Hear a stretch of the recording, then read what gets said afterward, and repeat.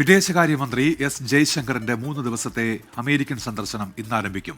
US state secretary Marco റൂബിയോയുടെ ക്ഷണമനുസരിച്ചാണ് സന്ദർശനം.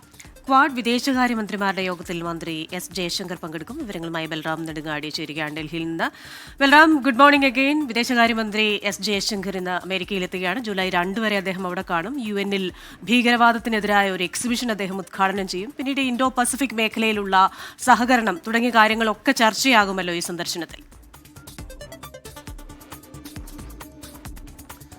Very good morning Christina, Unmesh. വിദേശകാര്യമന്ത്രി doctor S ജയശങ്കറിന്റെ US സന്ദർശനം ഇന്ന് ആരംഭിക്കുകയാണ്. ജൂലൈ 2 വരെയാണ് അദ്ദേഹത്തിന്റെ സന്ദർശനം. ഇന്ത്യയെ സംബന്ധിച്ചിടത്തോളം ഏറെ നിർണായകമാണ് വിദേശകാര്യമന്ത്രി എസ് ജയശങ്കറിന്റെ ഈ US സന്ദർശനം എന്നുള്ളത്. പ്രധാനമായും അദ്ദേഹത്തിന്റെ യാത്രാ ലക്ഷ്യം എന്നുള്ളത് ക്വാഡ് വിദേശകാര്യമന്ത്രിമാരുടെ യോഗത്തിൽ പങ്കെടുക്കുക എന്നുള്ളത് തന്നെയാണ്. US സ്റ്റേറ്റ് സെക്രട്ടറി മാർക്കോ റൂബിയോയുടെ ക്ഷണപ്രകാരമാണ് അദ്ദേഹത്തിന്റെ സന്ദർശനം എന്നാണ് കേന്ദ്ര വിദേശകാര്യ മന്ത്രാലയം അറിയിച്ചിരിക്കുന്നത്.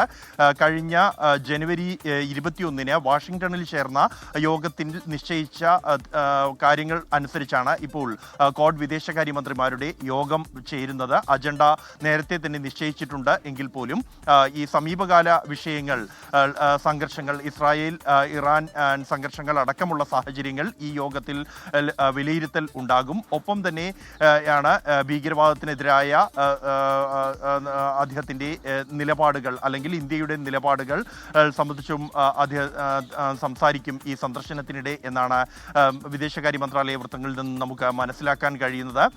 ഈ ഇൻഡോ പസഫിക് മേഖലയുടെ സുരക്ഷ, സ്വതന്ത്രവും സുരക്ഷിതവുമായ ഇൻഡോ പസഫിക് മേഖല ഉറപ്പുവരുത്തുന്നതിന് ഉള്ള ചർച്ചകളായിരിക്കും ഈ ക്വാഡ് വിദേശകാര്യമന്ത്രിമാരുടെ യോഗത്തിൽ ഉണ്ടാവുക എന്നാണ് വിദേശകാര്യ മന്ത്രാലയം അറിയിച്ചിരിക്കുന്നത്.